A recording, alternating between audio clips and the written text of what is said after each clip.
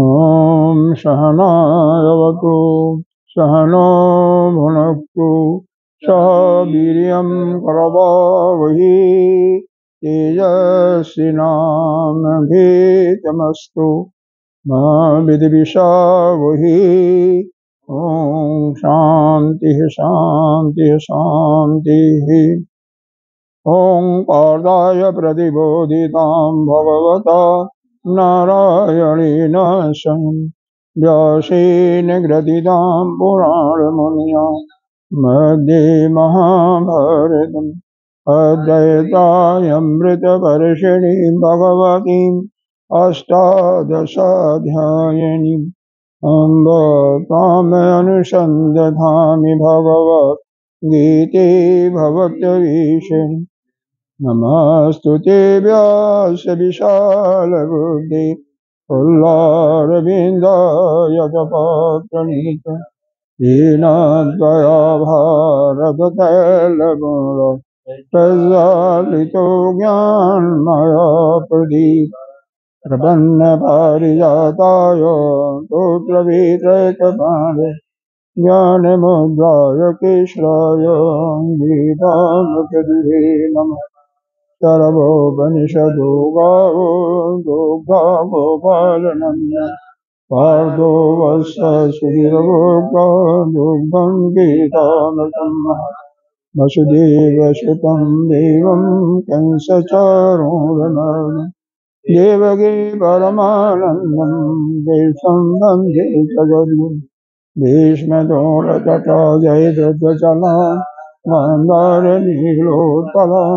शैलग्राहवती कृपेणवहनी करुणेन वेलाकुला अस्वस्थां विकरघोरमकरां दुर्योधनवर्तिनीं शोधिरा खलु पाण्डवैरणनदीकवर्तककेश पराशरवच सरोजममलं गीतार्धगन्धोत्कटं जानककेशरं हरिकथा सम्बोधनबोधितं लोके सज्जनशतपथैरारः पीयमानं मुदा भूयात् भारतपङ्कजं कलिमले प्रदंसिना श्रेयसि मोघं करोति वाचालं पङ्गुलं हयतीगिरिं यत्कृपातमहं वन्दे परमानन्दमाधवं। ब्रह्मा वरुणेन्द्ररुद्रमरुतः स्तुवन्ति दिव्यैस्त्वं ईशाङ्गपदक्रम उपनिषदै गायन्ति जनसामि नायवस्थित तद्गतेन मनसा पश्यन्ति यमयोगिनो यशान्तं न विदुषुरयसुरगणा शिवाय तस्मै नमः हय तस्मै नमः। सच्चिदानन्दरूपाय विश्वोत्पत्त्यादिहेतवे तापत्रयविनाशाय श्रीकृष्णाय वयं नमः। नारायणं नमस्कृत्य नरं चैव नरोत्तमं देवीं सरस्वती व्यासं ततो जयमुदीरये। खण्डमण्डलाकारं व्याप्तं येन चराचरं तत्पदं दर्शितं येन तस्मै श्रीगुरवे नमः। अज्ञानतिमिरान्धस्य ज्ञानाञ्जनशलाकया चक्षुरुन्मीलितं येन तस्मै श्रीगुरवे नमः। गुरुर्ब्रह्मा गुरुर्विष्णु गुरुर्देवो महेश्वर गुरुः साक्षात् परं ब्रह्म तस्मै श्रीगुरवे नमः। त्वमेव माता च पिता त्वमेव बन्धो च सखा त्वमेव तमेव वेद द्रविणं तमेव सर्वं मम देवदेव गजाननं भूतगणाधिसेवितं अभेद्यजम्बो फलचारुभक्षम् उमाशुतं विनाशकारकं नमामि विघ्नेश्वरपादपङ्कजम्। अनंत श्री विभूषित श्री 1008 पंचायती महानिर्वाणी अखाड़ा के अग्रणीय ब्रह्मनिष्ठ महामंडलेश्वर एवं उत्तर प्रदेश संत समाज के अध्यक्ष श्री सद्गुरुदेव भगवान के चरणों में कोटि कोटि नमन वंदन। यहाँ के अधिष्ठाता देव ब्रह्मचारी श्री कृष्ण चैतन्य जी, भक्तजन सबके अंतःकरण में विराजमान आत्म से परमात्मा को नमन करते हैं, वंदन करते हैं। आइए 25वें श्लोक से आगे पढ़ते हैं। जानति देवव्रता जानति देवव्रता देवान् पितृन्यान्ति पितृव्रता भूतानि जानति भूतेज्य जानति मध्याजिनोऽपि माम् पात्रं पुष्पं फलं तोयम् जो मे भक्त्या प्रक्षते तदहं भक्त उपहृतम् अश्नामि प्रतात्मनः। देखिए, इसका जो 25वें मंत्र का शाब्दिक अर्थ तो बहुत बता दिया गया था। उसमें तो कुछ है नहीं कि जो भगवान ही कहते हैं अन्य देवताओं की जो पूजा करते हैं वह देवव्रता जानति देवव्रता देवान, जो जिसकी पूजा करता है जिस देवता की, उसी के आश्रय को, उसी के लोक को प्राप्त होता है। लेकिन जो पितरों की पूजा करता है वह पितृलोक को प्राप्त होता है। लेकिन इसका मतलब क्या है, इसको मतलब समझने के लिए थोड़ा सा डिटेल में जाना पड़ेगा। भूतानि जानति भूतेज्य, और भूतों की, प्राणियों की, मतलब भूत का एक तो अर्थ ही होता है जो मर करके भूत हो जाते हैं, जो भूत प्रेत, उनकी जो पूजा करता है वो भूत योनि को प्राप्त होता है। और मध्या मतलब मेरी, जिनो भी माम, जो मेरी पूजा अर्चना करता है मेरे लोग को प्राप्त करता है। अब पूजा एक तो है, पूजा अर्चना का क्या मतलब होता है जानती है। इसको जो गंभीरता से लें, जो कि इसमें जो शाब्दिक अर्थ कहीं भी लिखा हो उससे थोड़ा सा अलग होगा, ये मुझे गहराई तो जानना चाहिए। पूजा का मतलब जो हम मंदिर में जाकर के या घर पर ही मंदिर है उनको स्नान कराते हैं, फूल इत्यादि चढ़ाते हैं, मिष्ठान चढ़ाते हैं, उनकी स्तुति करते हैं, तो वही पूजा नहीं है। यह तो प्रारंभिक कोटि की है। मतलब प्रारंभ में हम किसी का भी अपने आराध्य के प्रति मन लगे उसके लिए है, क्योंकि वह परमात्मा जो है हर एक प्राणियों में, प्रत्येक प्राणियों में वही है। अब जहां तक देवता की बात करते हैं तो देखो, हमारे अब चाहे ऊपर से चलो चाहे नीचे से चलो, नीचे से हम चलते हैं अब उल्टा, तो नीचे में विष्णु भगवान है, पैरों के देवता विष्णु भगवान है। मान लो कोई किसी की सेवा कर रहा है, किसी संत की या किसी की भी, तो पैर की सेवा कर रहा है तो विष्णु भगवान की सेवा कर रहा है। हाथ की कर रहा तो हाथ का देवता कौन है? इंद्र की सेवा कर रहा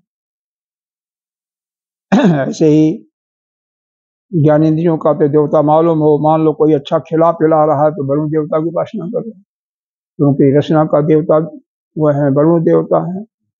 तो इसी प्रकार से हर एक देवताओं का मतलब उसी रूप में सारे देवता हमारे विभिन्न अंगों में तो हैं, तो वो उनकी उपासना करता है। लेकिन अब यह किसका है, यह देखो हमारे अंदर कौन है, वही प्रभु तो है ना, अंतरात्मा हमारा वही है ना, तो उसी के अंग तो हुए। नहीं समझे?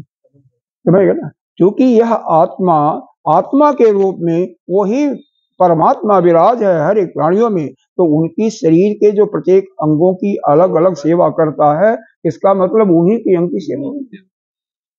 तो इसका भाव यही है। इसीलिए तो भगवान ने यहाँ पर यह कहा है ना, कहाँ चला गया, पढ़ना पलट जाता है, इसके लिए कुछ है कि जानती देव वर्ता देवान, तो जिन जिन की करता है उनकी करता है। दूसरा एक अर्थ का आध्यात्मिक अर्थ थोड़ा सा और गंभीर तक अर्थ इसका और भी निकलता है।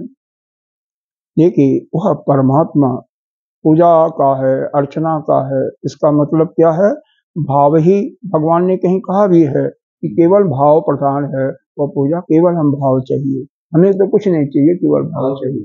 तो भाव का मतलब क्या है, जितने भी प्राणी हैं हर एक के अंदर वह, क्योंकि वही आत्मा है जो आपके अंदर है, अगर हमें यह हम कर सकते हैं कि उसके अंदर अपनी आत्मा को ही देखें, जो भगवान ने कहा है, जगह जगह कहा है, या उसकी आत्मा, सभी की आत्मा मेरे अंदर है, यह हो जाता है तो हमारा किसी से राग द्वेष और भय सब समाप्त हो जाएगा। यह तो अद्वैत भाव की साधना हो जाएगी। पहली जो पूजा अर्चना हुई वह क्या हुआ, वह द्वैत भाव की साधना हो गई। द्वैत मतलब उपासक और जिसकी उपासना कर रहा है उपास्य, वह दोनों अलग अलग दो हो गए ना, तो वहां पर द्वैत भाव हो गया। और यहाँ पर ऐसा समझ लिया कि सभी हमारे अंदर हैं और हम ही सबके अंदर हैं। इस प्रकार से जो हर एक प्राणी को देख रहा है वही सच्ची उपासना है, और वह जो है अद्वैत की उपासना हो गई, तो उसका किसी से राग द्वेष नहीं रहेगा, न राग देश रहेगा, न किसी से भय भी होगा, और हर अपना अभय होकर के। फिर यहाँ पर कहते हैं कि भाई ये तो ठीक है, लेकिन वैसे कैसे आप कैसे कर सकते हो, मान लीजिए कैसे आप इसका उद्बोधन कर सकते हो, कैसे इसको व्यक्त करोगे। तो व्यक्त करने का मतलब यह है, कोई भी प्राणी हो उसको अगर थोड़ा सा किसी भी प्रकार से ऐसा करो जिससे वो खुश हो जाए, मुस्कुराने लगे, तो मुस्कुराने लगेगा तो उसके अंदर से आत्मा, अच्छा यहाँ पर आत्मा की बात यह है, देखो कृष्ण जिसको जरा ठीक से समझे, वह जो अपना नित्य शुद्ध बुद्ध आत्मा है उसका तो कुछ होता नहीं है, वो तो एज इट इज एक ही रंग में है, उसका तो कुछ नहीं हो रहा ना। लेकिन ये जो जीव आत्मा है सारा परिवर्तन इसी में होता है। तो जब ऐसा कहा जाए कि वह आत्मा खुश हो जाएगा या आत्मा तृप्त हो जाएगा, इसका मतलब वहां पर क्या है, जीवात्मा की बात हो रही है, क्योंकि वह आत्मा तो हमेशा ही अपने आप में है, उसमें तो कोई चेंजेस होता नहीं, परिवर्तन ही नहीं होता है। और यह जीवात्मा कहाँ होता है, विज्ञानमय कोश बुद्धि में, इसकी अभिव्यक्ति बुद्धि के द्वारा होती है, बुद्धि के द्वारा, वही बुद्धि के द्वारा उसका चिंतन हो, तो बुद्धि में उसको किसी मतलब कोई भी व्यक्ति है किसी से मिला और मान लो किसी की प्रशंसा करते हो तो क्या होता है, कुछ तो होगा, इसका मतलब उसके अंतर आत्मा, उसकी आत्मा, उसकी जो जीवात्मा है थोड़ा सा हर्षित हो जाएगा। कोई मान लो, और कारण तो बहुत होते हैं, इस कारण से चेहरे पर ग्लानि आई हुई है, यह तो जब उसे थोड़ा सा समय दोगे, बात करोगे तभी मालूम होगा ना, नहीं तो चेहरा क्या है, प्रसन्न होना चाहिए ना, प्रसन्न होना चाहिए, प्रसन्न नहीं है कुछ है तो कोई ना कोई समस्या होगी। अब कौन सी समस्या है, जब बात करने से मालूम होगा। तो वहां पर आप ऐसा करें, वह उद्बोधन किसी प्रकार से कर सकते हैं। एक तो है उसकी प्रशंसा करके, और वह किस प्रकृति का व्यक्ति है उसको भी जानना। प्रकृति का मतलब यहाँ पर क्या हुआ, प्रकृति का मतलब वह सत्वगुणी है, रजोगुणी है, तमोगुणी है। दूसरा, वह भक्ति में विश्वास करता है, कई लोग भक्ति में विश्वास भी नहीं करते हैं, या ज्ञान मार्गी है, शैव मार्गी है। कई बार के हमारे देश में, कम से कम भारतवर्ष में जाइए तो सबसे बड़ा झगड़े का कारण यह विभिन्न संप्रदाय लोग आपस में करते हैं। दोनों भक्त हैं भगवान के, कोई अगर शैव मत को मानना है, शिव को मानता है, ना तो कोई विष्णु को मानता है, कोई कन्हई को मानता है, कोई राम को मानता है, कोई दुर्गा जी को मानता है, मानते, लेकिन आपस में लड़ते रहते हैं। विशेष करके हमारे देश में एक तो निरंकारियों का, पंजाब के साइड में जाओ तो निरंकारी जो कि उस निर्गुण निराकार ब्रह्म को मानते हैं, हाँ निराकार को मानते हैं वो, उन्हीं की आराधना बढ़ाते हैं, उन्हीं का ध्यान करने के लिए बताते हैं। उसको भी अटेंड किया हूँ कभी न कभी। हाँ, तो लेकिन दूसरे जो हैं वह गुरुद्वारे में गुरु ग्रंथ साहब को मानते हैं और उपासना को मानते हैं। उपासना की दृष्टि यानी द्वैत भावना से, है ना, तो उनमें आपस में लगता है। और हमारे यहाँ विशेष करके साउथ में जाओ तो जो अय्यर है ना, हमने सुना होगा, हैं तो ब्राह्मण होते हैं नहीं, हाँ अय्यर, हाँ हाँ अय्यर ब्राह्मण है, यह विष्णु भगवान के भक्त है। तो विष्णु भगवान के तो भक्त हैं, लेकिन दूसरे जो हैं शिव वाले उनसे द्वेष करते हैं। हाँ, इसी को दुराग्रह भी कहते हैं। कहा जाता है किसी भगवान का, हाँ वैष्णव मानते हैं, वैष्णव संप्रदाय, अच्छा शैव का शैव संप्रदाय हो जाता है शिव की भक्ति को। हाँ हाँ, वो तो शक्त कहा जाता है, शक्त कहते हैं, हाँ इसको माता की शक्त, हाँ, और सूर्य भगवान को सौर मत वाले कहते हैं। ऐसे नाना प्रकार के हैं। तो मेन है कि आप पूजा भगवान की मत करो, कोई बात नहीं, मतलब उनसे प्रेम भी मत करो, लेकिन दुराग्रह मत करो ना। अब हमारे साथ क्या होता है, दुराग्रह हम लोग करते हैं। मान लो हम अगर विष्णु के उपासक या कन्हई के उपासक हैं, तो हम चाहते हैं कि सारे कन्हई की उपासना करें, यही गलती हो जाता है ना। क्योंकि हम कहते हैं देखो बाल का राम का ले लो, तो राम तो तुम्हारे बड़े शांत हैं और बालक जब तक नटखट न हो तब तक अच्छा नहीं लगता। हमारे कितने प्रेम है। आप वृंदावन में तो गए होंगे, रक्शे वाले भी राधे राधे बोलते हैं, सुना होगा, राधे राधे आपको करना होगा, नमस्कार करना होगा तो राधे राधे, कुछ नहीं करते। और अयोध्या में जाए तो वहां पर रामचंद्र जी की जब होती है राम राम जी, वहां पर राम राम होता है, वो तो कोई बात नहीं, यह तो इसमें कोई भेद नहीं है। आप राम राम करो, हरिओम करो, ओम नमो नमो नारायण, कुछ भी कहो, इसमें कोई भेद नहीं। मुख्य बात यह है कि आप जो यह चाहते हो दूसरे को वह भी मेरा ही मत माने, या हम उनसे, आप उनसे द्वेष करो, यह गलती, द्वेष मत करो उनसे। तो मेन यह है कि भैया आप भगवान का नाम भी न लो तो कम से कम दूसरे जो हैं तुम्हारे भगवान को बुराई करते हैं, अरे नहीं मानते हैं, तो उनकी बुराई मत करो, बस सीधी सी बात है। हाँ, बुराई मत करो ना, आप उनसे क्या है, उनसे भी प्रेम से बोलो, उसमें क्या है भाई, सभी हैं। देखो मान लो यहाँ पर 10 लोग आ गए, कुछ ऐसे भी होंगे जो कि कभी सत्संग नहीं अटेंड किए हुए, तो सभी आपके पास आए, सभी के साथ में एक समान, ऐसा नहीं है कि जो कभी नहीं भगवान का भक्त हुआ है अगर आया है तो बाद में भी नहीं होगा, इसकी कोई बात नहीं है। वो धीरे धीरे तो होगा, धीरे धीरे ही तो होगा, धीरे धीरे होगा, क्योंकि हर एक मनुष्य की प्रकृति अलग है, स्वभाव अलग होता है, तो उसके साथ धीरे धीरे आदत तो खैर छूट जाती है, परिवर्तन हो जाता है, लेकिन यह प्रकृति स्वभाव तो बहुत कम परिवर्तन होता है, बहुत स्लो प्रोग्रेस होता है, जैसा कि चर्चा, जैसे पानी है, पानी है और अग्नि है। अग्नि का स्वभाव क्या है, उष्णता है और रूप है, रूप दिखाई देगा, है ना। पानी का स्वभाव शीतल है, लेकिन पानी को अगर अग्नि पर रख दो तो गर्म हो जाएगा। और तावा लोहा भी ठंडा है, और उसको भी अगर अग्नि पर रख दो तो रोटी बनाओ तो तब जाता है ना। अरे यहाँ तक कि पूड़ियाँ बनाते हुए मैंने देखा है गांव में, जब मैं छोटा था तो पूड़ियाँ डालते होते ना, कई बार कहते थे डालो बेटा डालो, डालते थे तो उसका छींटा डालने का भी तरीका होता है ना। जितने भी काम होते हैं संसार के भी काम तो हर एक का विधि होता है, जैसे पूजा की विधि होती है वैसे संसारिक कार्यों के लिए हर एक के लिए अलग अलग विधि होती है। साइड से डालना चाहिए, हाँ, मतलब सरकाया जाता है, उसको सरकाओगे तो फिर कोई उसमें नहीं होगा और आपके हाथ पर कोई मतलब छींटा नहीं पड़ेगा, तो ऐसा होता है।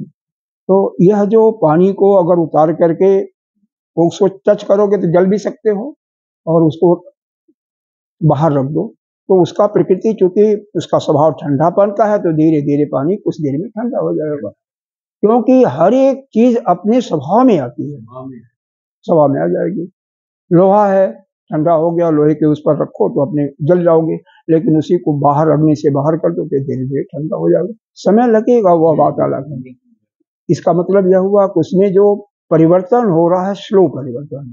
इसी प्रकार से सत्रह तीनों गुण होती हैं, लेकिन जो पितृयांती का किया हुआ है केवल कर्म ही करते हैं, जैसे यज्ञ दान तब इतना ही किया, उपासना नहीं किया किसी देवता का, उपासना नहीं करते हैं, तो उनकी गति जो होती है केवल पितृलोक तक होगी और वहीं पर जो है अपना सुख दुख का भोग करेंगे।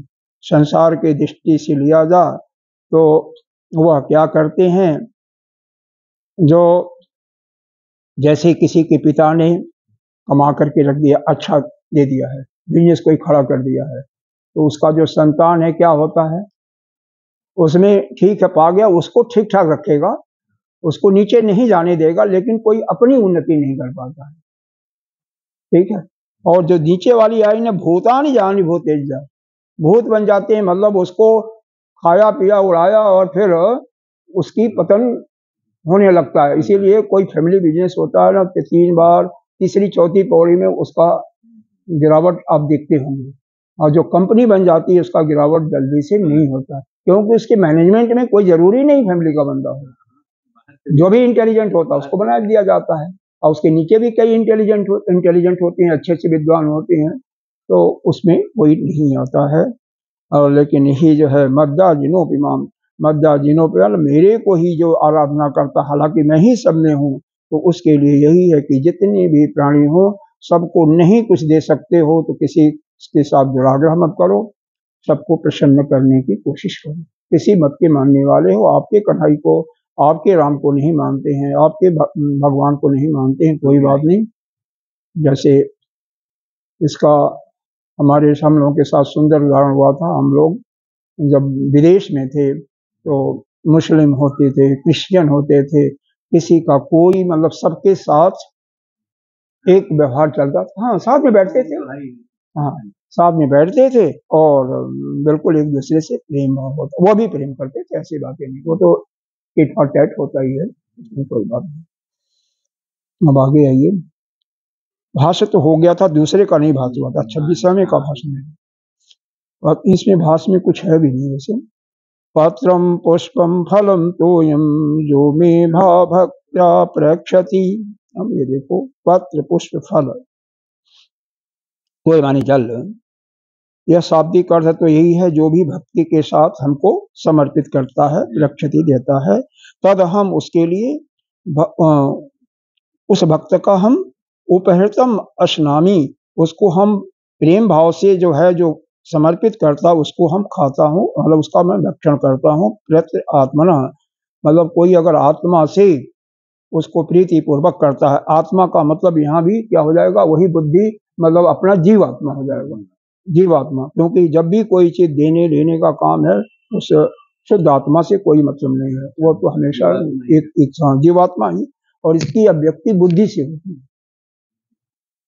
हाँ नहीं, वैसे यही लोग बताते हैं कि इसका निवास स्थान तो दोनों साथ ही साथ रहते हैं, लेकिन इसकी पहली अभिव्यक्ति जो होती है चैतन्यता शक्ति बुद्धि को ही आती है, फिर बुद्धि से फिर मन को, फिर मन से इंद्रियों को, ऐसा वर्णन आता है।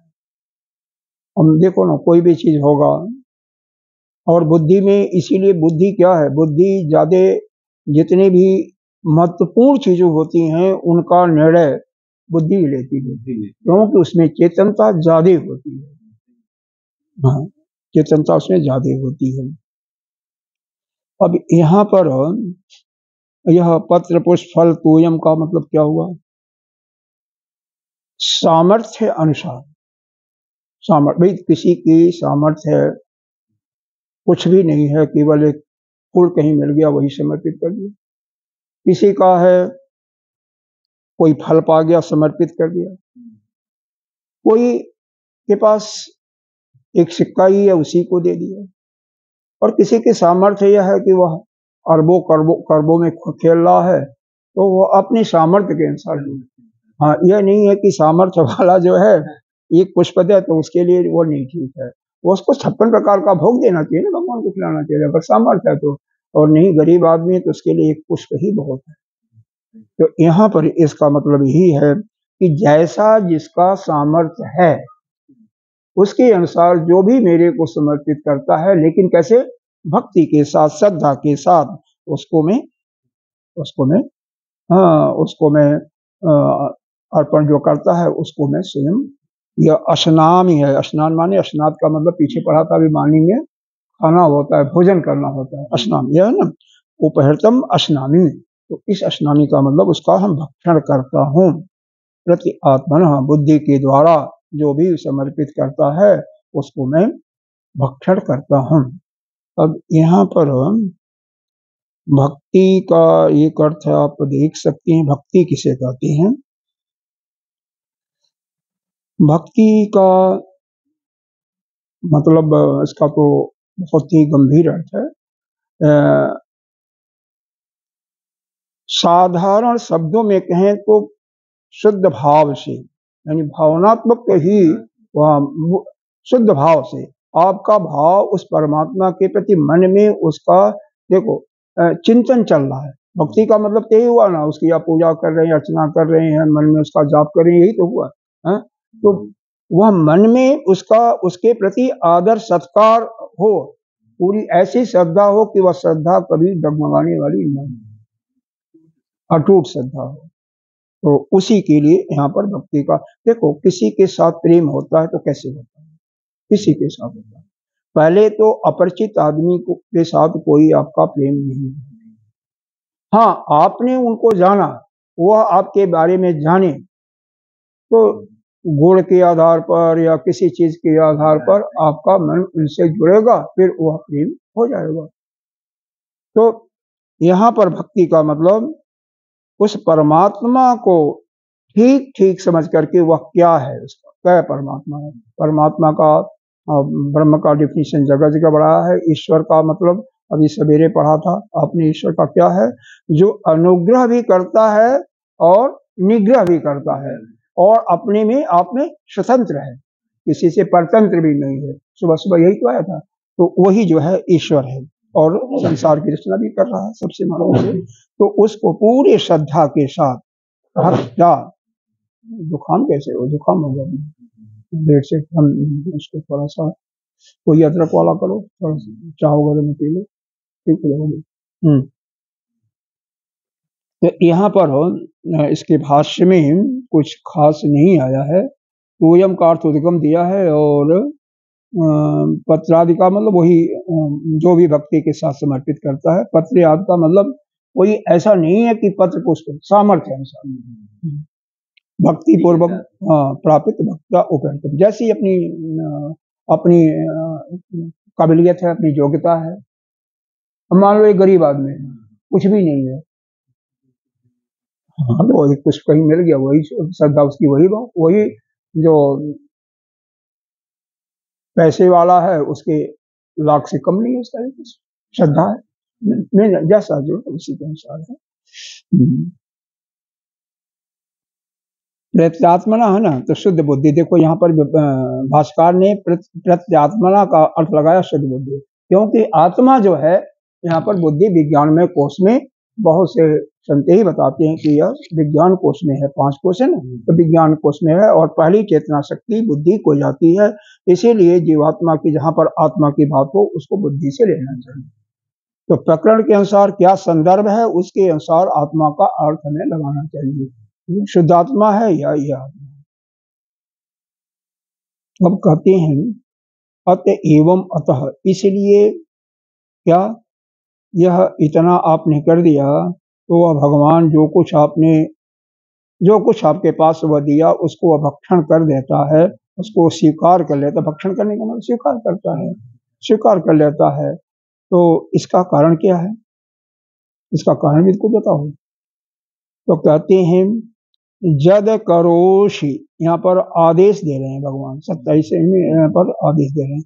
जद करोति करोषि, जो कुछ काम करो हे अर्जुन, जो कुछ करो हे कुंती पुत्र, जो कुछ करो। जद अश्नासी, जो कुछ खाओ, भोजन करो। हाँ, जत जुहोशी, यहाँ पर जुहोशी है, मतलब जुहोशी का मतलब यह हो जाएगा कोई भी यज्ञ करो, चाहे वह श्रुति के अनुसार हो, वेद के अनुसार हो या स्मृति के अनुसार हो। जत जुहोशी, यज्ञ करो किसी प्रकार का। ददाशित जद पश्यसी, जद अपश्यसी, जैसे कुछ भी आप हवन कर रहे हो ना, तो कोई आप जत अपश्यसी, जो किसी को दान दे रहे हो, अपश्यसी किसी को दे रहे हो, यज्ञ होता है ना तो दान देते हैं इसको, जो चारों वो होते हैं, उद्गाता, होता, ब्रह्मा, और एक होता है उसका नाम ही हम हमेशा बोलते हैं जज, क्या होता है इसका, जज, ऐसे होता है, जैसे होता है कुछ,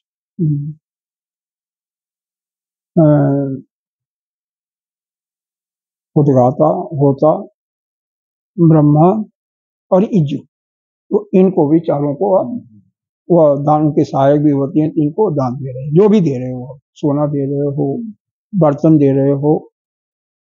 तत् करुष्य मदार्पण, या तब का कोई आप आचरण कर रहे हो तो मेरे को ही अर्पण करो, सब मेरे समर्पण करो। मतलब कहने का भाव यह है, जो कोई भी काम करने चाह रहे हो आप, सब परमात्मा का सुमिरन करके आप जाओ।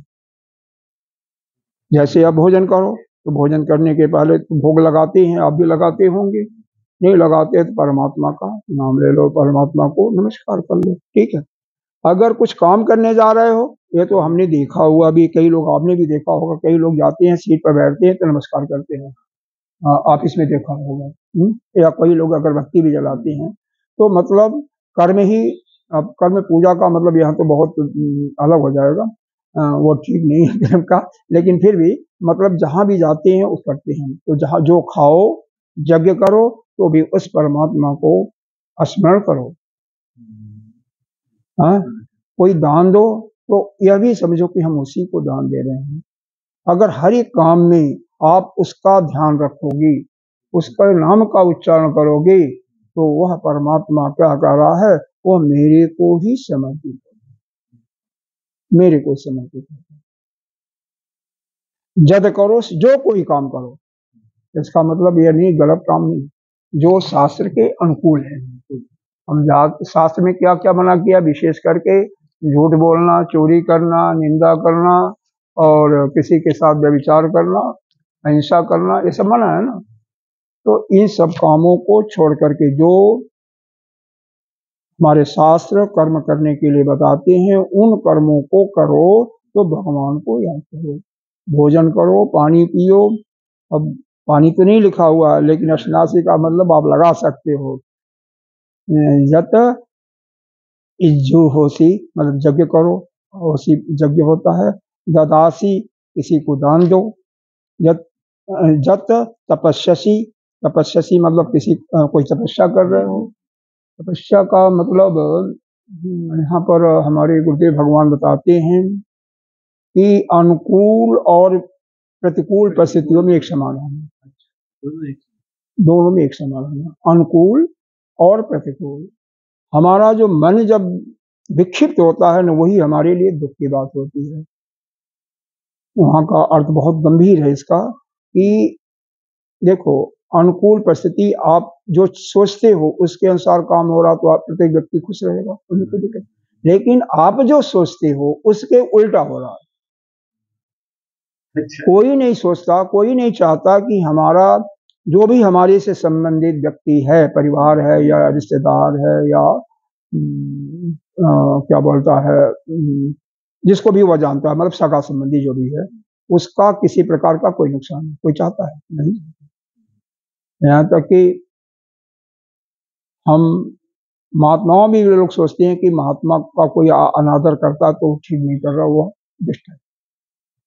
सभी लोग अपने लोगों का आदर करते हैं, ये भावना आ जाती है, ऑटोमेटिक आ जाती है। केवल एक चीज हमने, खैर उसके बाद यहाँ नहीं करेंगे अलग हो जाएगा, हाँ बाद में आपको बताएंगे।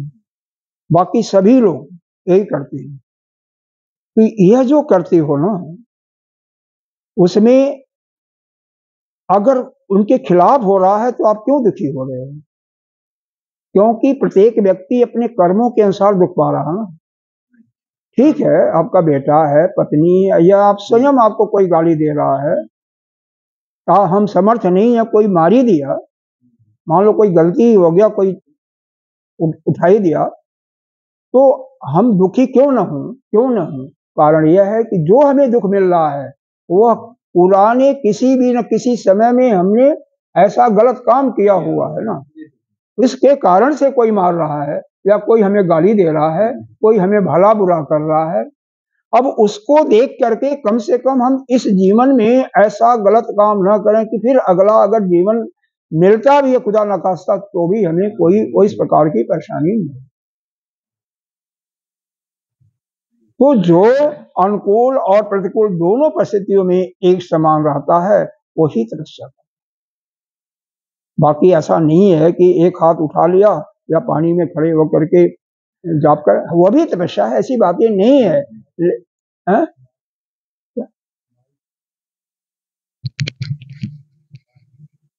भागता ठीक है। तो हर एक परिस्थिति में हमें समान रहना है। यह अगर आ जाता है जिसके अंदर, वही अरे क्या करना उसका, हाँ वही तपस्या कर रहा है, हर समय तपस्या कर रहा है, 24 घंटे तपस्या। गुरुदेव ध्यान के बारे में बताते हैं, उस चीज को बता रहा हूँ। जैसे हम लोग तो आधे घंटे 1 घंटे बैठ के ध्यान करते हैं, हम भी करते हैं वैसे, लेकिन गुरुदेव कहते हैं आंखें खुली हुई हैं, आप कुछ भी कर रहे हो, आप साक्षी भाव में रहो ना, आप देखो कि आपका मन कहाँ जा रहा है, क्या भाव हो रहा है, हाँ कहीं क्या कर रहा है, अपने का ही चिंतन करो, अपने मन का ही अवलोकन करो, दूसरे का नहीं। देखते रहो। इसीलिए गुरुदेव कभी बैठते हैं तो सबसे हर समय नहीं बोलते हैं, देखा होगा ना, कई बार तो घंटों शांत रहते, कुछ बोलते नहीं है, कोई भी आए तो वह साक्षी भाव में रह रहे हैं। सिर्फ हमारी इंद्रियां, हमारा मन, हमारा बुद्धि क्या कर रही है, क्या सोच रही है, उसी को देखना और कुछ नहीं, वही ध्यान है। एक ध्यान की प्रक्रिया आपको बताया था ना कि मन में कोई वृत्ति न उठे, तो वही चीजें अगर मन के अंदर वृत्ति उठ रही है तो अगर एक ही चीज के बारे में उठ रही तब तो फिर भी ठीक है। कई चीजों जब एक आया, मान लो आपने आपके अंदर जगह की भावना आई, उसी में कुछ खाने की इच्छा हो गई, कुछ किसी को मारने की इच्छा हो गई, तो वो नहीं ठीक है। अगर एक ही आ रही है, एक ही चीज की आ रही है, चाहे वह भगवान के कभी नाम का चिंतन आ रहा है, कभी रूप का, कभी उनकी लीला का, वह ठीक है एक चीज। तो कम से कम वृत्तियां आए, सकारात्मक वृत्ति आए तो सबसे ठीक है, और नकारात्मक वृत्ति नहीं आनी चाहिए। तो मतलब दोनों परिस्थितियों में समान। जत पुरुषम तत् पुरुष पद अर्पणम, जो कुछ करो हे अर्जुन कुंती पुत्र, मेरे को ही अर्पण करके करो तो तुम्हारा कल्याण, मेरे को अर्पण करो।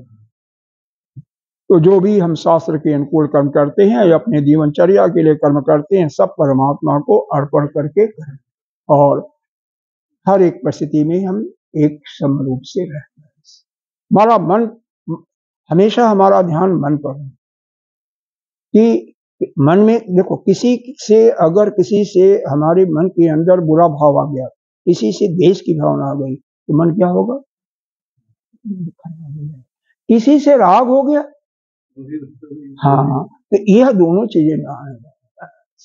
और बाकी सब कुछ करो, कोई मतलब किसी चीज की कोई चिंता नहीं, लेकिन मेरे का नाम लेते, मेरा सिमरन करते हुए, मेरा ही आराधना करते हुए, हर समय कुछ भी करो, भोजन बनाओ तो भी करो भगवान का, खाओ तो भी करो, खाने समय तो हम लोग करते हैं, जैसे भी करो, कोई ऐसी बात नहीं, भगवान तो कभी नहीं कहता कि तुम कैसे करो।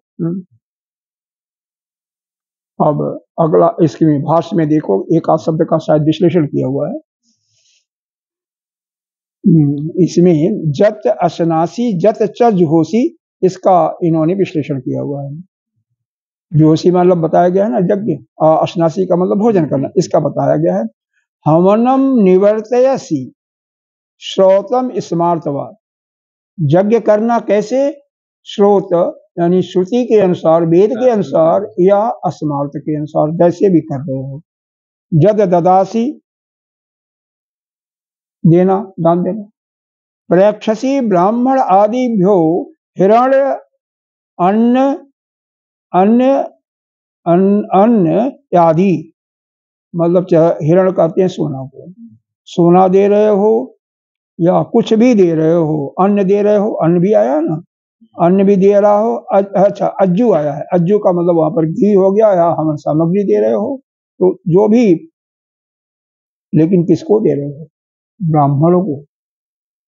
या शतपात्र, शतपात्र के अंदर क्या हो जाएंगे? शतपात्र में संत आते हैं, भगवान के भक्त भी आते हैं, उनको दे रहे हैं। यह जो बाकी को के लिए नहीं बताया गया है, तो उनको देता है, वही तब का आचरण करता है, सब मेरे को ही समर्पण करता है। अब यहाँ पर करने से इससे क्या लाभ होगा अर्जुन? इससे तुझे लाभ क्या होगा? देखो, हर ये संसार में जो है ना, प्रत्येक, विशेष करके हम मनुष्यों के अंदर आता है कि हम कोई भी कर्म करते हैं, कोई भी कर्म करते हैं, तो कर्म करने के पहले हमारे अंदर एक भाव आ जाता है कि इससे हमें क्या मिलेगा। नहीं आता तो होगा, सबके अंदर आता है। यह शास्त्र भगवान ने कहा है कि हमें क्या मिलेगा, जानना भी चाहिए। क्योंकि हम कोई भी कार्य कर रहे हैं, अगर उसमें यह मालूम होता कि हमें कोई विशेष चीज प्राप्ति होगी, तो उस कर्म करने से हमारे कर्म में हमारा प्रेम जगता है, हमारा प्रेम जगता है। और वास्तव में भगवान का काम है प्रेम को ही जगाना, क्योंकि जो कुछ संसार में सब परमात्मा ही है ना, तो किसी के प्रति आपके अंदर प्रेम है, जग रहा है, इसका मतलब आपका जाने अनजाने मेरे प्रति भी जग रहा है। क्योंकि हर एक वस्तुओं के रूप में अगर यह भाव आपके अंदर आ गया तो हो ही जाएगा धीरे धीरे कि हर एक वस्तु, हर एक व्यक्ति में वही परमात्मा है, सब परमात्मा रूप ही है। तो अगर आपका प्रेम जग गया किसी चीज में, तो फिर वह आप मेरे को ही प्रेम कर रहे हो।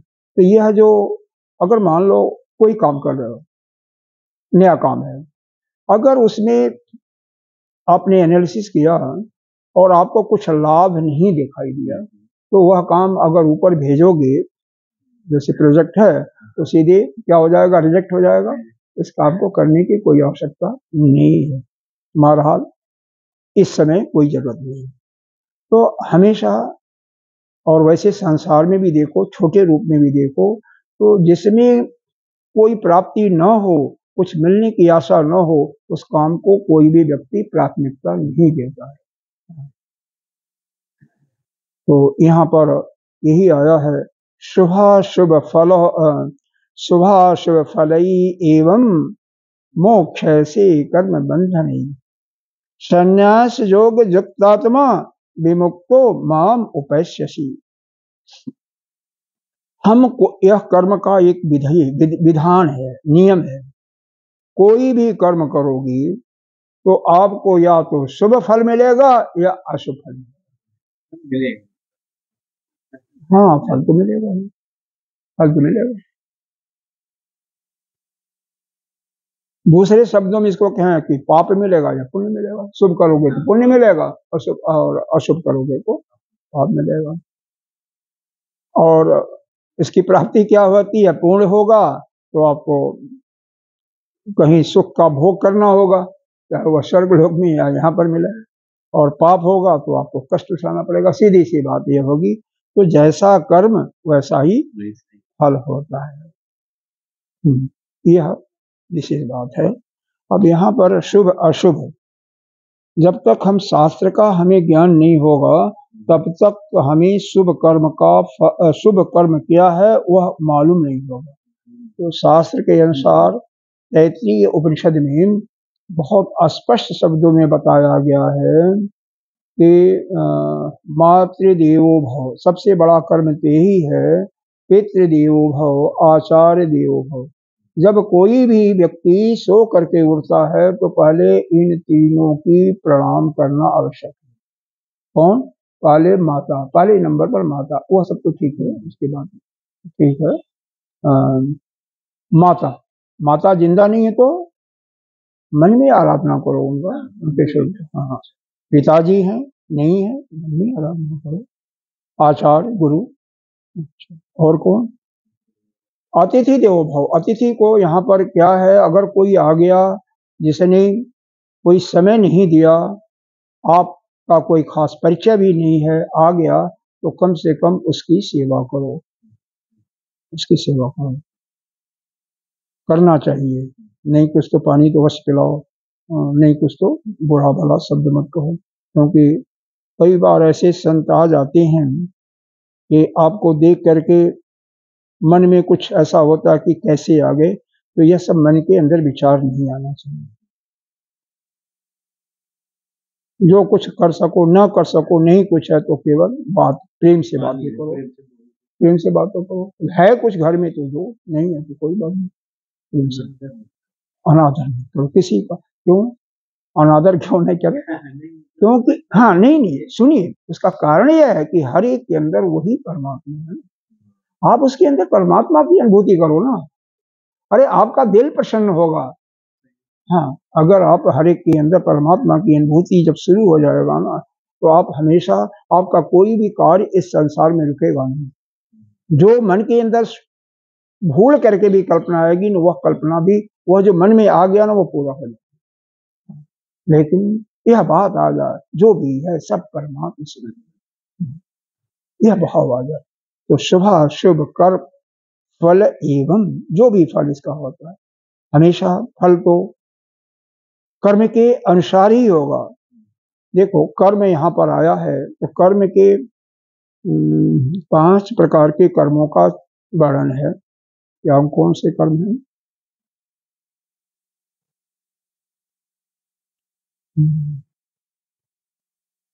एक तो नित्य कर्म होता है, दूसरा नैमित्तिक कर्म होता है, तीसरा प्रायश्चित कर्म होता है, चौथा जो है सकाम कर्म होता है, और पांचवा निषेध कर्म होता है। नित्य कर्म सबको नित्य नियमित रूप से करना चाहिए। नित्य कर्म के अंदर है आपका, जैसे ब्राह्मण क्षत्रिय और वैश्य हैं, तो इनके लिए सुबह स्नान करने के बाद संध्या बंदन करना आवश्यक है। तीनों काल नहीं तो 2 समय कम से कम सुबह शाम अवश्य करना चाहिए। संध्या बंदन, संध्या बंदन में गायत्री मंत्र का 3 माले का विधान है, नहीं तो कम से कम 1 माला तो होना ही चाहिए हर टाइम, 1 माला तो होना ही चाहिए। अच्छा, उसके बाद हमारे पंचदेव होते हैं, तो सूर्य देव के जल देने का भी विधान है। जैसे सूर्य उदय होते हैं, उससे 2 फायदे होते हैं। सूर्य देव को जल दोगे तो उससे जो परावर्तित इस प्रकार से करते हैं, जो रिफ्लेक्टेड रेज आती हैं, वो आपके हृदय में उसका संचार होता है, परावर्तन से आपको जो शक्ति मिलती है, उस शक्ति के फलस्वरूप आपका शरीर स्वस्थ होता है, स्वस्थ होता है। और दूसरा, वही हमारी जीवंत प्रत्यक्ष हमारे ईश्वर हैं, और वो परमात्मा ही ईश्वर के रूप में है ना। वह किसी के साथ, जो किसी के साथ भेदभाव नहीं करता, तो ही ईश्वर है। अगर उनका दुश्मन भी कोई है तो उसको मना थोड़ी करते हैं, हाँ, सबको देते हैं। दुष्ट आदमी कितना पापी हो, उसको भी धूप देंगे नहीं देंगे, उसके साथ कोई हेराफेरी नहीं करते। वैसे हम लोगों को भी करना चाहिए, हर एक के साथ समानता, तो हम लोगों के अंदर नहीं आती है, लेकिन आनी चाहिए। ठीक है, कोई बात नहीं, धीरे धीरे आ जाएगा, बट नहीं आती कोई आ जाएगा। आपका देखो नित्य यदि सत्संग पर ध्यान रहेगा, भगवान की बातों का हम उनका चिंतन करते रहेंगे, तो सब कुछ आ जाएगा। ऐसा नहीं है एक भाई को कोई चीज नहीं आता, आ जाएगा। मोक्ष ऐसे कर्म बंधनी, तो अभी तो एक कर्म का क्या है, नित्य कर्म है। नित्य कर्म में कोई पूजा भी करता है, तो जो भी करता है वो नित्य प्रति करते रहना चाहिए। हालांकि उससे कहते हैं कि कोई पुण्य नहीं मिलता, लेकिन अगर कर्म वह व्यक्ति नहीं करता, जैसे माता पिता को प्रणाम नहीं करता, तो कोई पुण्य नहीं मिलता, लेकिन आशीर्वाद तो मिलता है ना। अगर जिनके वह तो कहीं नहीं जाएगा, लेकिन वहां पर एक दोष होता है, लगता है, जो कि अगर नहीं करते तो प्रकार से पाप के भागी बन जाए। पुण्य नहीं है, लेकिन पाप तो के भागी बन जाते हैं, नहीं करते। नित्य कर्म नहीं छोड़ना चाहिए। न दूसरा होता है निमित्तिक कर्म, जो कि कभी कोई अकेजन, विशेष अकेजन होते हैं, जैसे संक्रांति है, पूर्ण अमावस्या है, पूर्णिमा है, इस इत्यादि पर कम से कम हवन करना है, या कोई बेटे का मुंडन हो रहा है, बेटे के जगोवृत हो रहा है, कर्णभेदन संस्कार हो रहा है, अन्नप्राशन संस्कार हो रहा है, शादी हो रही है, तो उसमें दान पुण्य इत्यादि करना और पूजा कराना इत्यादि, वह निमित्तिक कर्म, किसी के निमित्त हुआ। भाई एक प्रकार से बहाना बन करके हुआ तो शुभ कर्म हुआ, निमित्तिक हुआ ना।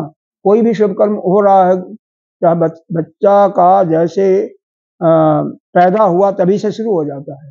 अरे हमारे यहाँ तो हमारे और के हिंदू धर्म के अंतर्गत कोई व्यक्ति मरता है तो भी 12वें 13वें दिन सबको बुला करके खिलाते हैं ना।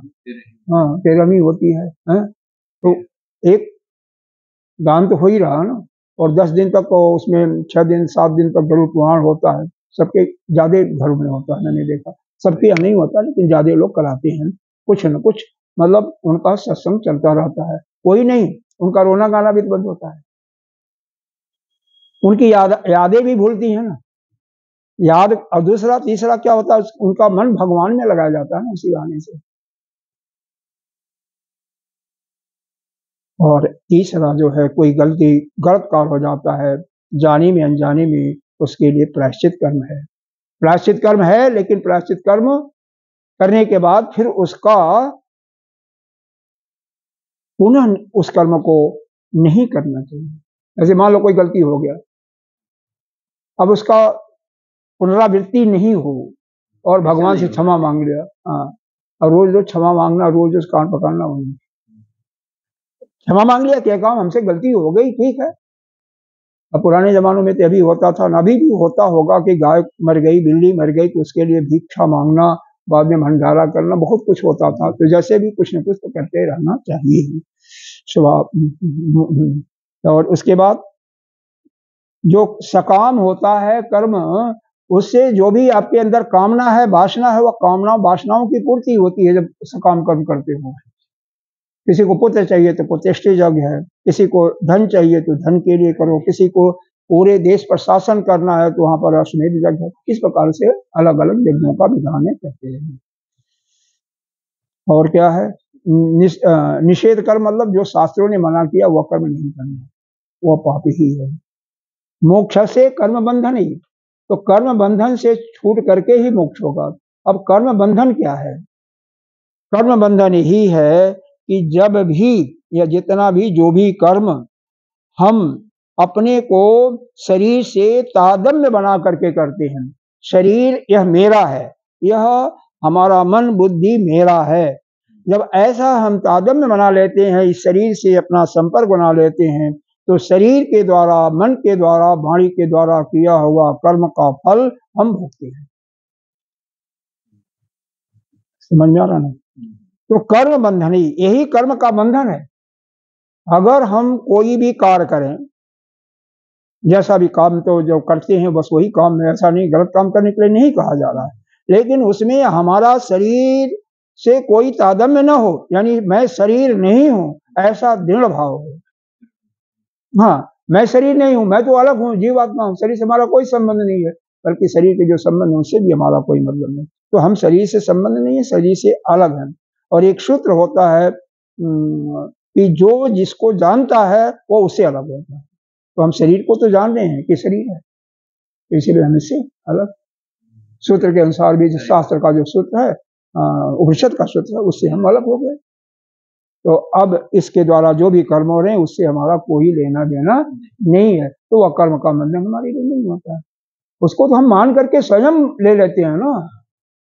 लेकिन ये भी याद रहे, पुण्य के भी भागी नहीं होंगे, पाप के भी। यही नहीं, शरीर कोई पुण्य भी करेगा तो उसको भी आपका वो भी खत्म हो जाएगा, पाप करेगा तो भी यह नहीं होगा कि भैया पाप न हो पुण्य हो जाना, सब कुछ। संन्यास योग युक्तात्मा। अभी तो आपने कितने योग पढ़े हुए हैं भैया? कितने योग पढ़े हो? कितने योग पढ़े हो? दूसरे पढ़े हो? अरे कर्म योग, भक्ति योग, ज्ञान योग, 3 तो पढ़े ही हो। अष्टांग योग भी एक है, ये तो पढ़े हो ना। भक्ति योग तो हमेशा आता है, 12वां अध्याय भक्ति योग ही है। सारे अध्याय पढ़ चुके हैं गीता जी। हाँ, तो भक्ति ये तीनों योग तो तीन ही योग का है ना इसमें वर्णन, कर्म, भक्ति और ज्ञान। हाँ, ये तो तीन पक्का ही है ना, तीन तो पक्का है ना। अष्टांग योग भी एक होता है, चलो पतंजलि जी का योग दर्शन के अनुसार। फिर यहाँ पर एक भगवान ने नया योग दिया। हमारे कहने का मतलब यह है, यहाँ पर भगवान एक नया योग दे रहे हैं। क्या नाम है इसका? संन्यास योग। अब संन्यास योग का समझो, अभी नहीं, अभी हम लोग नहीं पढ़े थे।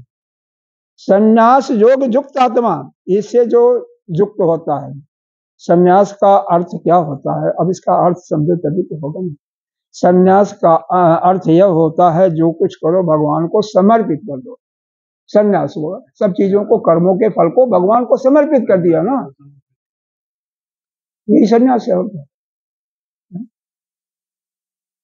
योग का मतलब जो भी, हाँ, इसमें दिया होगा, जो भी कर्म करते हो सभी। अभी देखो इसका अर्थ हम बताते हैं, इसमें जो दिया हुआ है।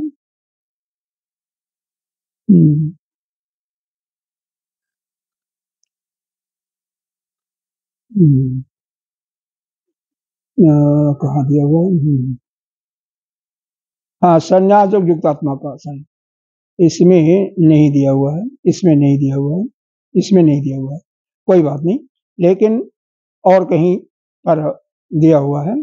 तो संन्यास योग का जो भी कर्म कर रहे हो, अभी पहले भी आया था ना, इसी में किसी में आदि आया था, किसी श्लोक में आया था ना, कि जो भी कर्म करो, खाओ, यज्ञ करो, कर्म करो, कोई भी कर्म करो, वो सबको भगवान को यज्ञ करो, सब तपस्या करो, सब भगवान को समर्पित कर दो। हाँ, यानी उस कर्म के पहले भी भगवान का नाम आना चाहिए, और उसको उस फल को भगवान को समर्पित करने के लिए भी आया था। कौन सा श्लोक था? अभी ऊपर वाला 27वां श्लोक था। जद करोसि जद अश्नामि जत जुहोसि ददासि जत, जत तपस्यसि कौन्तेय तत् कुरुष्यस्य। आया था, अभी ऊपर आया था। तो सब कुछ करो। अरे तो आप इसीलिए तो आपको ब्रह्मज्ञानी कहा जा रहा है। कम से कम ब्रह्मचारी तो है हो। ब्रह्मचारी का मतलब होता है ब्रह्म विद्या को प्राप्त करना, तो ब्रह्म विद्या की तरफ अवश्य चाहिए। तो यह संन्यास योग युक्तात्मा सारे कर्मों को परमात्मा प्रति समर्पित कर दो। कुछ लोग संन्यास का अर्थ, कुछ संत लोग ये लगाते हैं संन्यास का मतलब सन्यासी। तो संन्यास ले करके उससे युक्त होकर के इसको करो। तो खैर यहाँ पर संन्यास योगिन का मतलब यही सबसे श्रेष्ठ होता है कि जो भी कर्म आपके शरीर से, मन से, बुद्धि से हो रहा है, उसको भगवान को, परमात्मा को समर्पित कर दिया। यही संन्यास है, क्योंकि संन्यास का मतलब त्याग ही होता है। और संन्यास योग युक्तात्मा विमुक्तो, विमुक्त का मतलब कर्म बंधनी, कर्म का बंधन। अगर संन्यास योग से युक्त होकर के कोई भी कर्म करता है तो वह कर्म के बंधन से मुक्त हो जाता है। अरे सीधी सी बात है कि अगर सब कर्मों के फल को, कर्म को जो भी करने जा रहे हो, उसको फल को भगवान को समर्पित कर देते हो, तो आपको क्या मिलेगा? कुछ नहीं मिलेगा ना, न पाप मिलेगा न पुण्य मिलेगा। तो आप कर्म बंधन से मुक्त ही हो। बहुत सुंदर सुंदर है, सीधा साधा है। अब आइए भाष्य देख लेते हैं। और क्या होता है, रिजल्ट क्या होता है? मामुपश्यसि, वो मेरे को ही प्राप्त करता है। मुपश्यसि माने प्राप्त करना, वो मुझे ही प्राप्त हो जाएगा, वो मेरे में विलीन हो जाएगा, अर्थात जन्म मरण से छुटकारा पा जाएगा। हाँ, शुभाशुभ फल ही एवं, इसका अर्थ दिया शुभाशुभ इष्ट अनिष्ट फले जेषाम तानि शुभ असल फलानि कर्माणि तत्शुभाशुभ फले। वही जो भी हो, अच्छा कर्म हो, बुरा कर्म हो, उसी के अनुसार शुभ और अशुभ फल होंगे। तो उन कर्मों का फल जो होता है, कर्म बंधन कर्माणि एवं बंधनानि तहि कर्म बंधन एवं मत समर्पण कुर्वन्। कर्म को बंधन होता है, क्योंकि कर्म करते हो, शरीर से तादात्म्य बनाओ लोगे तो वह कर्म बंधन हो जाएगा, और इसलिए उसको मेरे को समर्पित कर दो तो कर्म बंधन नहीं होगा। मोक्ष से का मतलब स अयम संन्यास योगो नाम संन्यास। अच्छा, स असौ मत समर्पत्या कर्मत्वात् योगः च असौ इति तेन संन्यास योगेन युक्त आत्मा अंतःकरणम जस्य तव सत्वम। इसमें तो बहुत बड़ा सा गंभीर अर्थ दिया संन्यास युक्तात्मा का। संन्यास योगिन युक्तात्मा अंतःकरणम जस्य तो सत्वम, मतलब जिसका अंतःकरण बिल्कुल शुद्ध हो गया है और वह संन्यास युग से युक्त है। किसी को अंतःकरण से, अंतःकरण जस्य तो सत्वम, अंतःकरण इतना पवित्र हो गया है, सब कुछ जो भी योग का मतलब कर्म दिया हुआ है, तो जो भी हम कर्म कर रहे हैं वो परमात्मा को से, अंतःकरण में कुछ भी नहीं है, कर्म बिल्कुल खाली रहे, शुद्ध का शुद्ध ही। हाँ, तो वह कर्म बंधनी जीवन में वह विमुक्त हो जाता है। माम उपशशि का मतलब मेरे में बाद में लीन हो जाएगा, वह जन्म मुक्ति के बंधन से मुक्त हो जाएगा। इसी के साथ यहाँ पर हम समाप्त करते हैं आज का कार्यक्रम, फिर कल स्टार्ट करते हैं आगे का कार्यक्रम। ओम पूर्णमिदः पूर्णमिदं पूर्णात् पूर्णस्य मुच्यते पूर्णस्य पूर्णमादाय पूर्णमेवावशिष्यते।